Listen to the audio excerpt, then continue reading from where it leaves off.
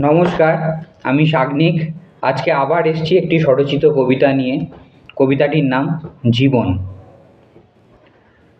জন্মের মুহূর্ত থেকে যে অভিজ্ঞতার সম্মুখীন হই আমরা, তার নাম জীবন।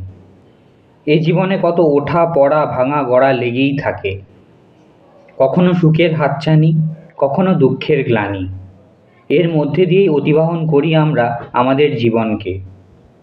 সুমধুর অভিজ্ঞতাকে স্মৃতিবন্দী করে রাখা আর তীব্র এবং তিক্ত অভিজ্ঞতাকে থেকে শিক্ষা নেওয়া, এই চলতে থাকে।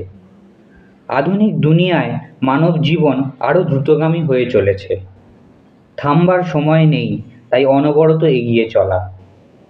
এই দ্রুতগামী জীবনকে পার করতে গিয়ে আমরা কি হারাচ্ছি কিছু সুন্দর মুহূর্ত, নাকি দ্রুততাই আধুনিকতার মাধুর্য ও মাহাত্ম্য? তবে জীবন যদি সঠিক রূপে উপভোগ করতে হয়, তো অহেতুক দ্রুততা নয়, মন্থর গতি ও ধৈর্যই প্রধান অবলম্বন। আসলে মানব জীবন মানবিকতার আধার, তাই তাকে মূলধন করেই এগোতে হবে আমাদের। অতি আধুনিকতা মানব জীবনকে থেকে মূল্যবান নয় বা তার থেকে স্বতন্ত্র নয়। তাই শুধু আধুনিকতা নয়, মানবিকতাকে পাথেয় করে অতিবাহন করতে হবে আমাদের এই জীবন। ধন্যবাদ। কেমন লাগলো জানিও।